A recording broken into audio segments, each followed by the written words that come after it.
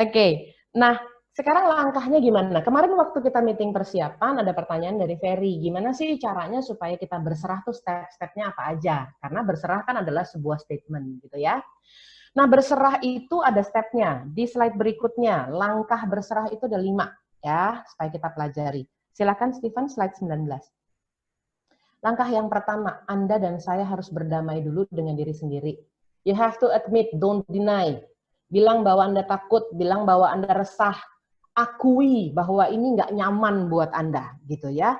Jadi akui, jangan pungkiri, karena mengaku adalah tindakan aktif, tanda bahwa kita butuh pertolongan. Saya memberikan satu statement di dalam pelatihan leadership yang umumnya difasilitasi oleh Sola. Jadi statement itu adalah seorang pemimpin adalah pribadi yang udah kelar dulu, udah selesai dengan dirinya sendiri, supaya dia dapat mampu dan rela memberdayakan timnya ke arah yang lebih baik demi mencapai tujuan bersama.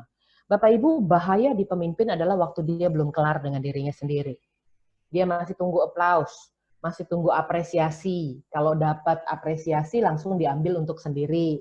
Kalau ada kesalahan dikasih ke timnya, kan gitu. Ini kan manusia yang belum kelar sama dirinya sendiri. Nah, kalau dia belum kelar dengan dirinya sendiri, dia tidak mampu memberdayakan. Kalau Anda perhatikan kata memberdayakan di kanan bawah, itu gede banget huruf B-nya, huruf betanya ya. Sengaja saya taruh huruf B-nya besar, karena kalau orang itu nggak kelar sama dirinya sendiri, B-nya itu berputar dia, menjadi huruf P. Nah, kalau dia menjadi huruf P dengan otoritas dan power yang dimiliki oleh si pemimpin ini jadinya bahaya. Karena dia mampu dan rela memperdayakan timnya ke arah yang lebih baik, bisa, tapi demi mencapai tujuan pribadi. Jadi Bapak Ibu, nomor 1 untuk kita surrender atau berserah adalah Anda mesti berdamai dulu dengan diri sendiri. Mohon maaf, saya harus kasih statement ini. Anda boleh belajar skill, knowledge, Anda belajar luar biasa, ribuan training Anda pelajari, Anda cum laude sekalipun di sana, tapi kalau belum kelar dengan diri sendiri, capek yang kerja bareng Anda. Oke, jadi kita beresin itu dulu. Lalu kemudian yang kedua, next slide Stephen. Di slide 20 adalah berserah versus menyerah di poin yang kedua. Orang yang berserah itu mengandalkan Tuhan. Gini Bapak Ibu, dengan body gesture seperti ini, berserah itu selalu pada otoritas yang lebih tinggi. Saya sih nggak percaya Anda berserah pada yang lebih rendah. Misalnya, aduh saya digigit nyamuk, saya berserah deh kepada nyamuk. Kan nggak mungkin ya. Kalau kata berserah itu selalu kepada otoritas yang lebih tinggi. Jadi berserah itu mengandalkan Tuhan, yang penting lakukan yang terbaik dan berserah. Anda perhatikan kata-kata itu. Ini bukan saya yang tulis, ini yang nulis adalah Sherlinda Octavia. Ya, tapi kami memiliki kesamaan dalam persepsi. Nah, menyerah itu menganggap Tuhan nggak adil. Bahaya banget loh. Udah berani nyalahin Tuhan, apalagi manusia. Jadi, situasi yang seperti ini bagaimana menyikapinya? Next slide, diklik ke 21, Stephen. Adalah poin yang kedua. Yang pertama tadi kan damai dengan diri sendiri. Yang kedua, langkahnya adalah Anda harus mengisi dengan pemikiran yang benar. Kemarin di sesi bersama dengan Pak Yakub Esra, sudah dibedakan berpikir positif dengan berpikir benar. Karena orang sering menggunakan yang penting pikirannya positif. Ternyata kita harus berpikir benar. Bapak Ibu, bagaimana kita dapat berpikir benar kalau isi kepala kita mengenai hal-hal yang bukan kebenaran? Maaf, saya bawa Anda kembali kepada kehidupan rohani. Bagi Anda yang Nasrani, sudah habis belum baca Alkitab? Kalau belum, ini otak diisi dengan apa? Bagi rekan-rekan Muslim, saya tantang Anda, sudah khatam belum? Ada apps-nya namanya One Day, One Juice. Kalau kita mengisi pikiran kita dengan hal-hal yang benar, begitu kata Joyce Meyer ya, maka hal-hal yang tidak benar itu jadi nggak punya ruang lagi. When we fill our thoughts with right things, the wrong one have no room to enter. Bagaimana kita dapat berkata dan mengaplikasikan lesson yang kita pelajari kemarin deh contohnya. Mari berpikir benar. Ayo gimana caranya berpikir benar? Kalau tidak diisi dengan kebenaran. Ya. Nah, di slide berikutnya yang ke-22, Stephen silakan. Saya bukakan lagi kontras untuk yang ketiga ya.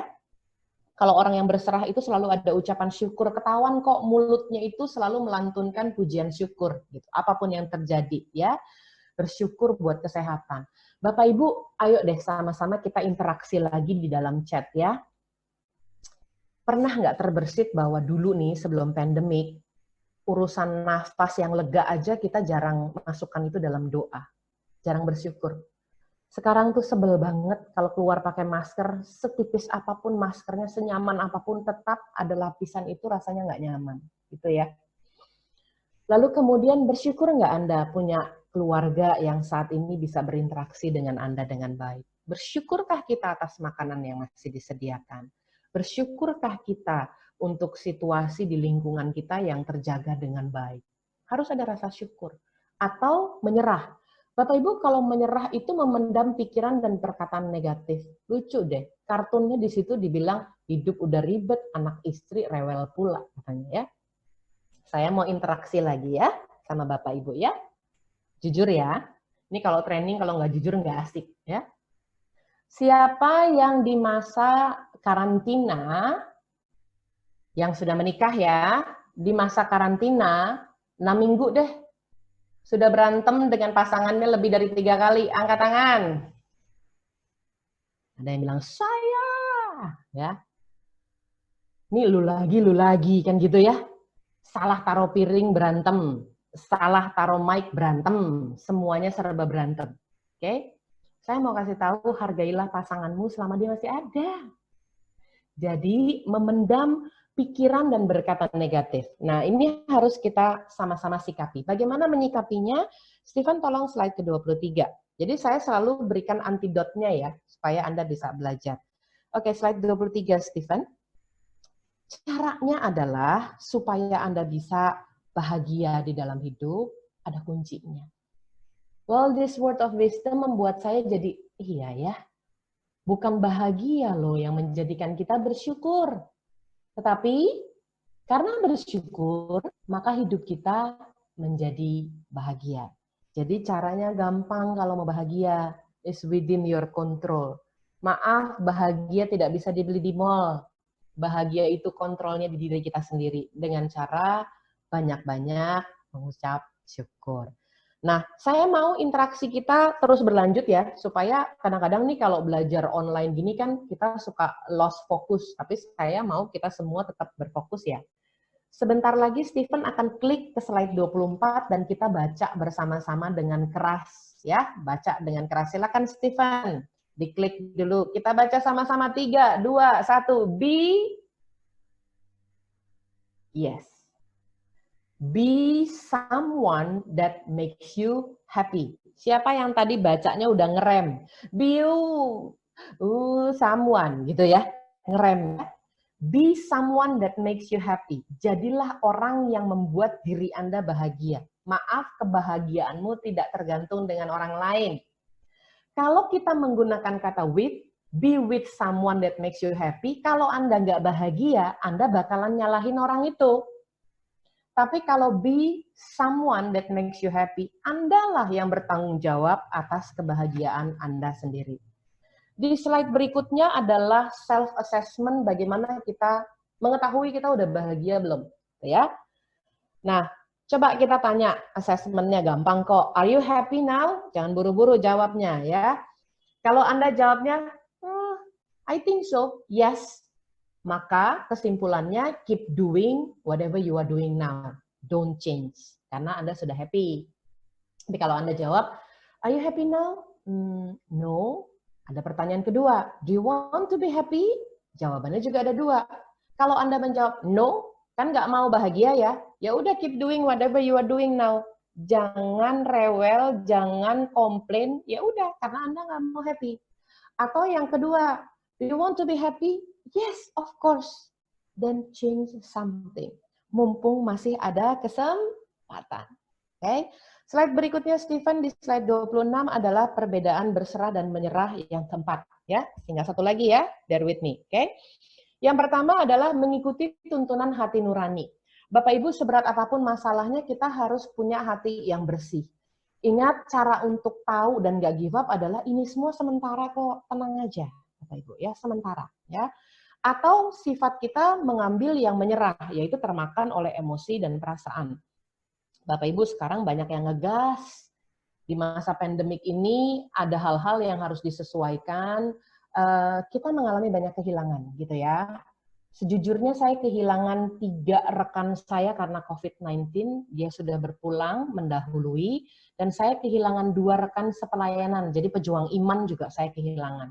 Lalu kemudian saya juga banyak kehilangan kontrak kerja.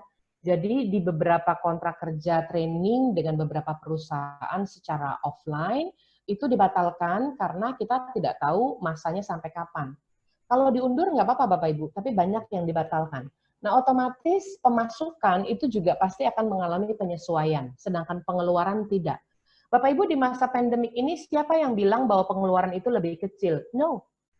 Ongkos listriknya lebih tinggi, ongkos airnya lebih tinggi karena Anda lebih sering cuci tangan, biaya makan di kantor yang cuma sendiri 1 kali, jadi biaya makan di rumah berkali-kali karena Anda buka tutup kulkas terus-menerus. Jadi segala sesuatu di rumah itu justru bukan yang ngirit sebetulnya, pengeluarannya tambah besar. Banyak tuh katanya tadi ya, from Ray. Banyak sekali ya. Jadi di rumah itu bapak-bapak work from home, anak-anak adalah learning from home, ibu-ibu adalah shopping from home gitu ya. Tiap sebentar-sebentar ada yang panggil paket gitu kan ya. Ibu-ibu yang nggak ke mall lebih bahaya justru karena dia tinggal pesan secara online ya. Nah, bagaimana caranya mengikuti tuntunan hati nurani? Ada langkahnya. Next slide, Stephen di 27 adalah dengan ngecek bagaimana karakter kita. Bapak Ibu, keaslian seseorang itu hanya dapat terlihat pada saat kita di dalam tekanan. Makanya saya bikin quote gini, berusahalah untuk tetap menjadi teladan di dalam tekanan. Nggak gampang loh Bapak Ibu. Orang tuh akan mudah snap, akan mudah marah pada saat dia tertekan.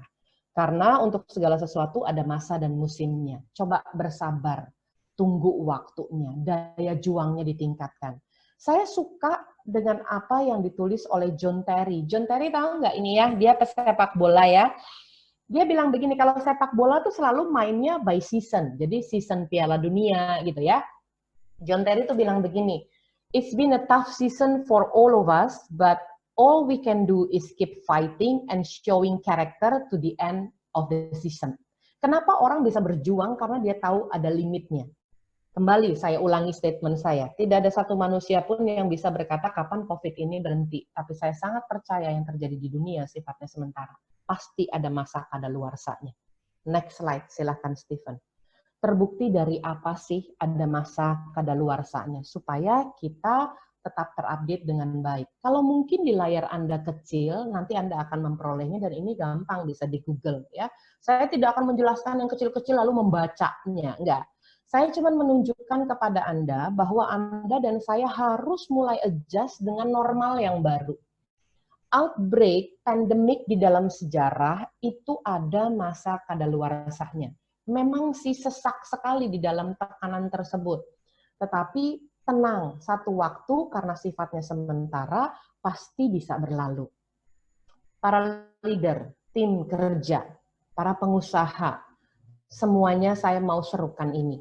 Di dalam masa kesesakan, jangan berseteru, tapi berserulah dan berserahlah kepada Tuhan.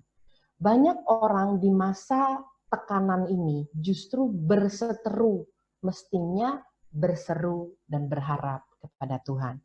Nah, kalau Anda lihat di dalam gambar di sana, adjustment yang kita ambil saat ini adalah semua harus pakai masker, semua harus cuci tangan, dan memang semuanya itu bulet-bulet katanya ya, ada catnya.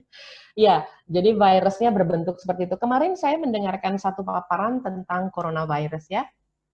Jadi coronavirus itu kan kecilnya luar biasa, lebih kecil dari bakteri gitu ya, dan dia adanya di inti sel. Nah, semuanya itu bentuknya ya memang begitu, modelnya bulat-bulat, tapi coronavirus itu ada jabrik-jabriknya ya, dan dia nggak tahan dengan sabun ya. Jadi oleh sebab itu, bisa nggak kita angling dari cara yang berbeda? Saya rephrase kata-kata saya ya, dengarkan dengan baik. Saya bersyukur coronavirus kalahnya pakai sabun aja. Coba bayangkan, waktu dia nempel di badan Anda dicuci, masih hilang loh, bersyukur. Kalau dia lebih kuat daripada deterjen dan sabun, gimana cara ngilanginnya? Bersyukur untuk hal-hal kecil dalam kehidupan kita.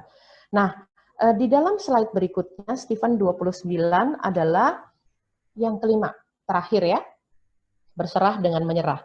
Kalau orang berserah tuh do their best and never give up, itu udah pasti karena give up itu adalah menyerah ya. Makanya di situ ditulis tuh kegagalan adalah sukses yang tertunda. Semangat gitu ya.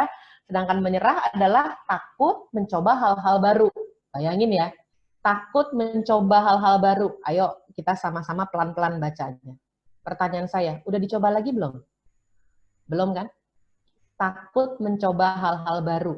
Gara-gara takut nggak jadi coba hal-hal yang baru. Dengan paradigma salah. Percuma aku coba lagi, udah pasti gagal, udah nasib, padahal belum mencoba. Coba bayangin tuh. Ya. Nah, waktu dikatakan bahwa menyerah itu adalah tindakan yang sudah lagi nggak punya harapan, nggak punya hope. Di next slide ada langkahnya, ada antidotnya. Ya. Di slide 30, Stephen silakan. Yang kelima ya, hope itu kan harapan, yang tulisannya merah. Harapan itu bahasa Indonesianya yang cantiknya namanya asa. Asa itu definisinya adalah coba sekali lagi. Jadi orang yang berhenti mencoba adalah orang yang putus asa. Itu rumusnya. Makanya saya suka dengan quote ini dikatakan, when the world says give up, hope whisper. Yang namanya harapan tuh whisper, berbisik. Try it one more time. Coba sekali lagi. Gitu katanya. Makanya nggak kedengeran Bapak Ibu, jarang dengerin hati nurani sih. Lebih melihat apa yang ditonton dan dibaca, amigdalanya overuse. Boro-boro bisa dengar apa yang terwhisper dari hati nurani. Try it once again, Gina. You can do it. Never give up. Itu tuh bunyinya seperti whisper. Makanya orang yang terkonek dengan hati nuraninya akan lebih mudah berserah. Nah, bagaimana caranya supaya kita tidak putus asa? Next slide di 31. Anda harus punya support system. Support system yang paling utama adalah keluarga. Support system kedua, layer kedua adalah Anda punya komunitas yang sehat. Komunitas itu bisa sama-sama Xavier Marks Spot gitu ya. Terus teman Anda di komunitas rohani, terus tetangga Anda gitu ya. Komunitas yang sehat supaya nggak mudah putus asa. Saya suka dengan quote ini. You can't change the people around you. Betul ya? Kita nggak punya nih kemampuan untuk merubah orang lain, nggak bisa. Kapasitas yang bisa kita lakukan adalah kita merubah cara pandang kita terhadap orang lain tersebut. Tapi di bawahnya ditulis, but you can change who you choose to be around. Bapak Ibu, Anda bisa memilih kok dengan siapa Anda berinteraksi. Ini penting loh, karena pergaulan yang buruk akan merusak kebiasaan yang baik. Dan untuk Anda ketahui, kita akan menjadi sama dengan 5 orang yang kita sering berinteraksi. Contoh ya, kita sering banget nih ngegeng sama 5 orang ini. Itu pemikirannya jadi sama, gaya ngomongnya jadi sama, pengambilan keputusannya jadi mirip. Ya enggak? Makanya suami istri yang sudah menikah bertahun-tahun, kalau ketemu teman lama ya, mereka bisa mengeluarkan komentar ini, kalian kok mirip ya, gitu. Mungkin bukan mirip secara fisik ya, tapi mirip secara pola pikir. Makanya bagi saya penting untuk Anda tidak putus asa, Anda harus punya support system komunitas yang baik. Itu adalah langkah yang terakhir, yang kelima. Next slide di 32, Stephen saya kembalikan ke slide ini. Nggak ada bedanya sama slide yang sebelumnya cuma gara-gara tulisan kuning itu. Yang membahayakan adalah waktu dikatakan hidup adalah pilihan berserah atau menyerah. Ini yang parah nih, Anda nggak milih sama sekali. Ketahuilah resiko terbesar dalam hidup adalah tidak mengambil resiko sama sekali. Dan mengatakan bahwa saya pasrah. Pernah lihat orang pasrah, body gesture-nya tuh tangannya turun ke bawah, pasrah gitu. Dia tidak surrender, dia tidak give up, tapi dia pasrah. Nah, pasrah di dalam bahasa Inggrisnya tidak menggunakan kata surrender dan tidak menggunakan kata give up. Justru di sini saya menemukan sesuatu yang baru. Kata pasrah itu dalam terjemahan bahasa Inggris menggunakan kata fatalistic. Tahu nggak fatalistic itu apa? Keyakinan tidak berdaya. Jadi dimasukkanlah dalam pemikirannya memang saya nggak berdaya, emang udah nasib. Sedikit-sedikit menyalahkan nasib.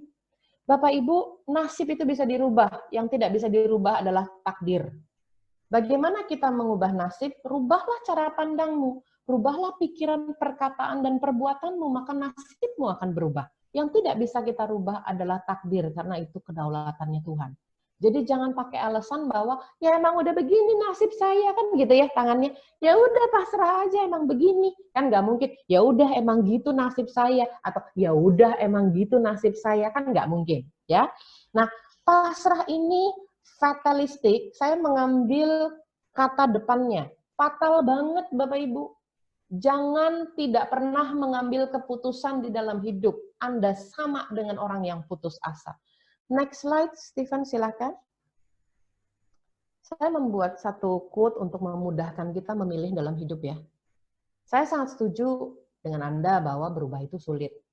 Susahlah berubah ya dengan kebiasaan baru, dengan normal yang baru itu nggak gampang. Saya paham itu. Tapi tidak berubah, itu sifatnya fatal. Sekarang saya mau tanya, Anda pilih sulit atau pilih fatal? Yuk, silahkan dijawab di chat. Anda pilih sulit atau pilih fatal kalau udah begini? Jangan tindakan pasrah loh ya, lalu kemudian nggak menjawab, karena itu beresiko lebih besar lagi. Pilihannya cuma dua, mau pilih sulit apa pilih fatal? Saya pilihnya sulit, karena kalau kita pelajari caranya, masih ada jalan keluar. Pilihannya by will atau by force buat kita. Nah, Bapak Ibu, waktu dikatakan tidak mengambil perubahan itu adalah sebuah hal yang fatal, sama seperti orang yang pasrah. Nah, pasrah juga sering salah digunakan dengan kalimat yang positif. Jadi diambil, padahal nggak ngerti beda antara berserah dengan menyerah. Ya udah daripada nggak ngerti, diambil aman-amannya aja, yaitu pasrah, gitu ya. Di slide yang ke-34, saya tinggal 2 slide lagi ya. Keadaan yang membuat kita harus berubah itu sudah terjadi. Bapak Ibu, di situ saya taruh di kiri bawah, kita sudah melewati 33% loh. 2 hari lagi bulan Aprilnya habis, gitu ya. Berarti 4 bulan sudah berlalu, sudah sepertiga dari 2020 kita jalani. This is the new normal. Please admit it, please accept it. Kelar dong dengan diri sendiri. Ya udah terima aja, memang ini sekarang keadaannya. Apa yang dapat Anda lakukan di masa pandemik ini? Di bawah tulisan new normal, saya taruh tulisan diperlukan 21 hari untuk menciptakan kebiasaan baru. Anda dan saya udah lewat 21 hari. Masa karantina kita sudah mau sebulan lebih kok. Berarti Anda sudah punya kebiasaan baru. Tapi diperlukan 90 hari untuk menciptakan pola hidup yang baru. Jadi wajar banget kalau Anda sudah punya kebiasaan baru tapi masih belum nyaman, wajar banget karena ini belum jadi pola hidup. Kecuali karantina kita sampai dengan 3 bulan nantinya. Kita berdoa, tidak sampai segitu lama lah ya. Ada kuasa di dalam doa, kita bergandengan tangan yang terbaik. Saya mau ajak kita juga untuk berdoa bagi ketahanan pangan, lalu kemudian bagi pemulihan bangsa, dan juga berdoa bagi keluarga yang mungkin dan pasien yang terkena COVID-19 supaya diberikan kekuatan dan kesehatan serta pemulihan. Nah, Bapak Ibu, yang berubah itu new normalnya bukan cuma di kita. Coba lihat kanan bawah. Dari detik.com itu berkata bahwa kalender libur 2020 aja terjadi perubahan revisi gegara corona, katanya gitu ya. Jadi ini bukan saya yang buat. Jadi dia bilang ya ini revisinya gegara corona. Oke. Libur kita jadi lebih banyak. Libur loh ya, lebih banyak, bukan liburan. Libur sama liburan beda loh ya. Kalau Anda liburan itu enak. Kalau libur tapi nggak melakukan apa-apa rasanya bosen ya. Nah di 2020 libur kita ditambah lagi. On top of karantina, on top of working from home, on top of belajar dari rumah dan juga ibadah dari rumah. Nah, Bapak Ibu, di dalam new normal ini apa yang kita lakukan? Saya tantang ini sebagai penutup. Justru tahu akan banyak liburnya, justru tahu akan banyak work from home-nya, hidup adalah pilihan. Anda semakin kehilangan disiplin diri karena rebahan terus, atau Anda semakin mempercepat persiapan Anda untuk take off pada saat pandemik ini berlalu. Bagi saya di slide nomor 35, Stephen silahkan, slide yang terakhir. Saya suka dengan quote ini. It's not the will to win that matters. Everyone has that. It's the will to prepare to win that matters. Anda lihat paku tersebut? Berantakan luar biasa. Justru kesempatan bagi kita untuk riset planning kita, mumpung di rumah aja. Jangan lagi kasih saya alasan Anda nggak punya waktu. Anda punya waktu banyak banget, yang kurang adalah self-disiplin. Justru kesempatan buat kita rapihkan dan tata ulang kehidupan kita, mumpung masih napas loh ya, mumpung masih ada kesempatan. Untuk apa sih? Naik level, untuk lebih benar. Saya nggak bilang lebih positif, lebih benar. Dan lebih teratur dalam hidup. Teratur apa? Teratur jam doanya, teratur baca Al-Qur'annya atau Alkitabnya, tergantung kepercayaan Anda. Teratur mengucap syukurnya, teratur memberinya, teratur hidup Anda. Karena perubahan hanya terjadi pada saat kita ada di dunia. Anda tahu, lihat paku yang begitu berantakan, tidak ada jalan lain selain membereskannya. Saya tulis di situ reset your plan. Saya terjemahkan ya bahasa Indonesianya ya. Bukan keinginan untuk menang yang menentukan, semua orang memiliki itu, tetapi keinginan untuk mempersiapkan kemenanganlah yang menentukan.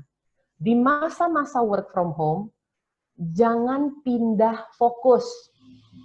Bapak Ibu, Anda yang bekerja sebagai agent properti, Anda mungkin punya ad hoc sekarang, atau sampingan. Sampingan tidak pernah menjadi yang utama. Saya mau katakan refocus, reset your plan. Bagaimana caranya Anda bekerja lebih cepat lagi? It's an era of yang namanya era disruption. Ya, Anda sudah ada dalam industri 4.0. Jadi bagi saya, ayo dibereskan, gitu ya. Jangan dilanjutkan lagi hal-hal yang menyebabkan kita bertambah males. Stephen, boleh diklik videonya. Begini caranya untuk merapihkan hal-hal yang masih belum teratur dalam kehidupan kita. Tidak ada jalan lain. Silahkan, Stephen. Kalau pakunya begitu berantakan, ya, tidak ada jalan lain untuk merapihkannya kecuali mengguncangkannya. Videonya agak terpatah-patah sedikit, tapi pelan-pelan Anda bisa melihat bahwa sambil digoncangkan kontainer tersebut, sambil rapihlah paku-pakunya. Artinya, untuk hidup kita lebih teratur, lebih benar, memang harus ada guncangan. Saya tahu nggak nyaman ada guncangan COVID-19 dalam kehidupan kita, tapi respon menentukan. Ujian boleh ada, pertanyaannya, apakah Anda lulus di ujian ini? Pertanyaannya adalah apakah Anda lebih baik setelah masa pandemik ini berlalu. Demikian dari saya. Next slide yang terakhir. Atas nama Sola Associates, saya mengucapkan terima kasih. Mohon maaf kalau ada salah-salah kata dan waktu yang bertambah sedikit dari rencana. Saya mute, lalu saya serahkan ke Pak Daniel. Silakan Pak Daniel. Thank you so much. Luar biasa sekali ya teman-teman ya. Kita mendapatkan banyak sekali pencerahan